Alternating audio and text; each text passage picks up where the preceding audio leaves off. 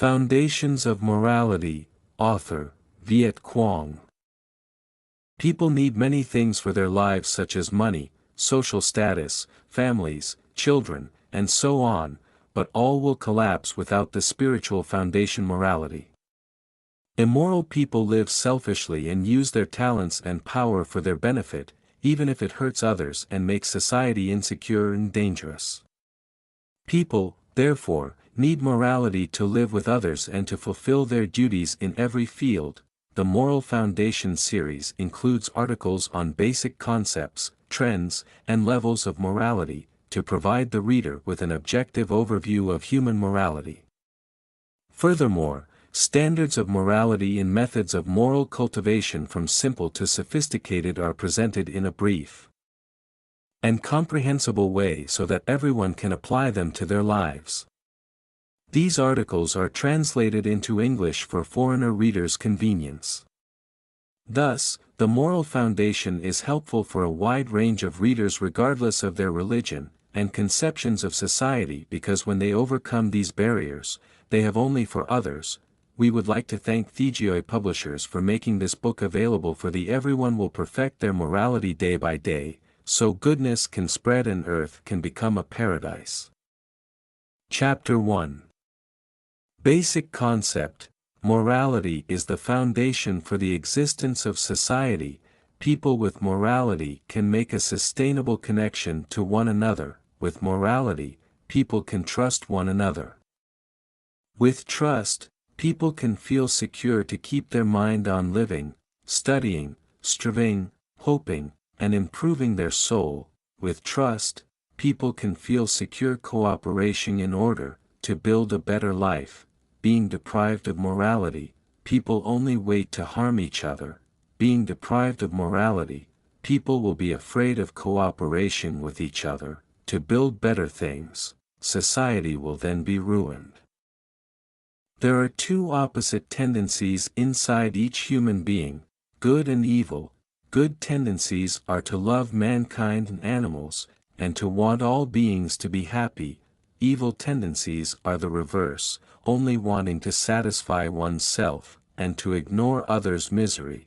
People already have a few tendencies of good and evil at birth, which are from previous lives. In this life, along with the conditions of environment and education, these tendencies can change. Some get advantageous condition for good tendencies to develop, some are unlucky, they fall into a bad environment, the evil tendency increases, and they become bad people, and fall foul with the law.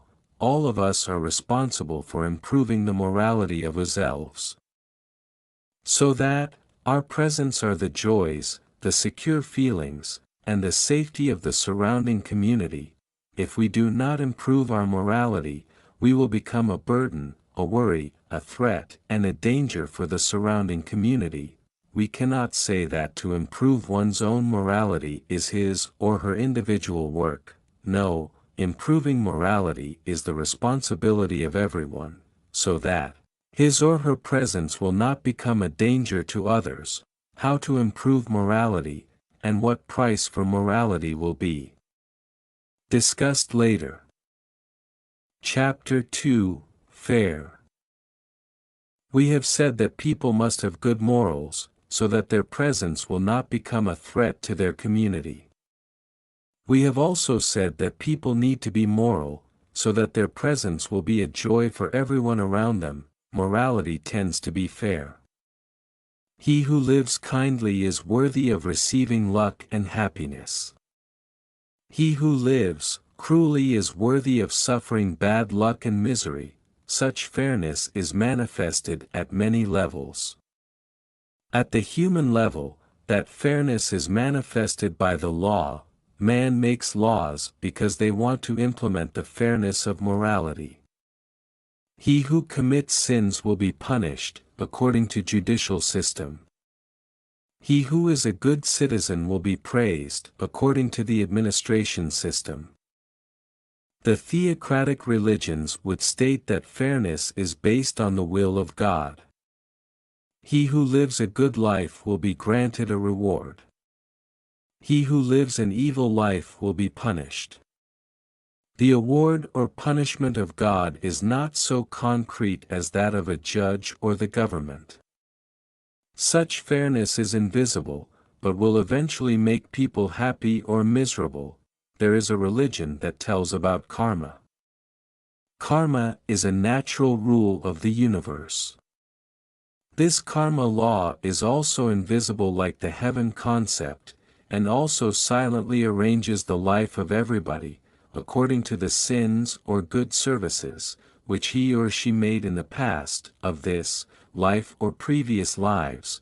The people who do not like gods will search for fairness in the law and authority. Mankind itself will implement the fairness. Nothing else will do that. He who believes in God will leave all the fairness in God's hands.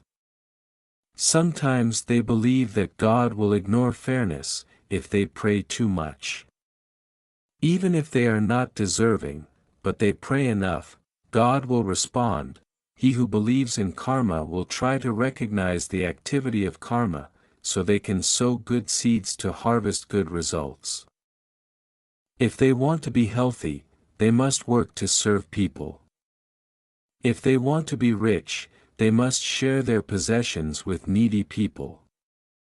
They also do not help bad people to harm others. The law of karma is as complicated as mathematics and even challenges the people who are wise. The advantage of the law of karma is its objectiveness. It does not depend on the will of the human, and does not depend on the trust in a god. In the future, when society is very developed, the high-grade people will choose the law of karma to be their foundation, to set up their morality system. He who believes in karma will win the hearts of everyone. Compassion is an essential attribute of morality.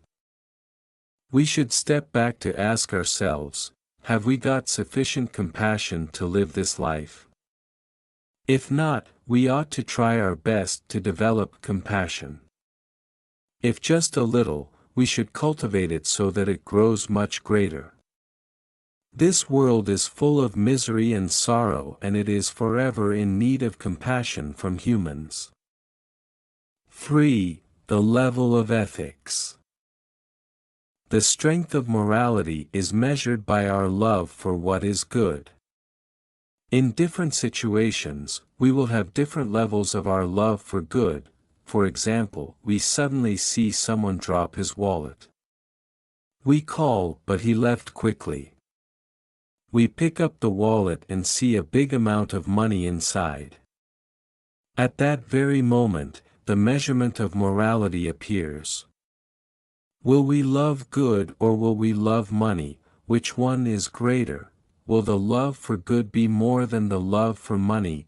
If the love for good is more than anything, we will not hesitate to try our best to find the owner to give him his wallet back. Another example, someone contacted us and suggested a big profit later if we accepted joining rebel activities against our government. At that time, the measurement of morality would appear. Would we love the good more, or would we like the promised profit more?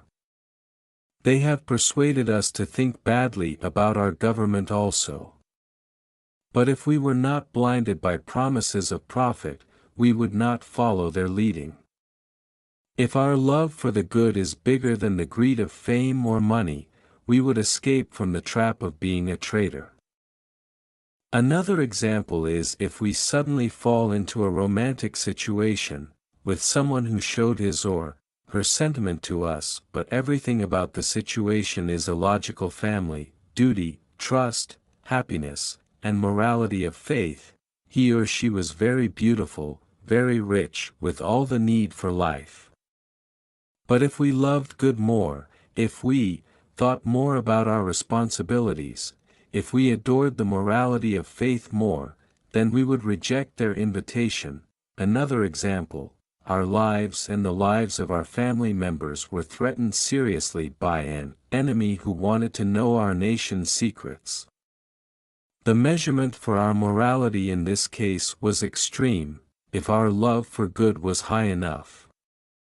And if we realized that our nation's interests are more important than our life and our families' lives, we would ignore their threats, we would not be fearful, and we would accept death to protect our nation's secrets. There are still many other cases where we can measure our morality. There will be more situations with challenges, from small to big. We should not tell a lie even if that lie give us a great benefit. We will pick up trash on the road although that is not our responsibility. We will take a victim to the hospital to save his life first even though we will be misunderstood, because it was our car that hit him. In return, the moral people will get peace of mind. And their minds will be clear and at rest.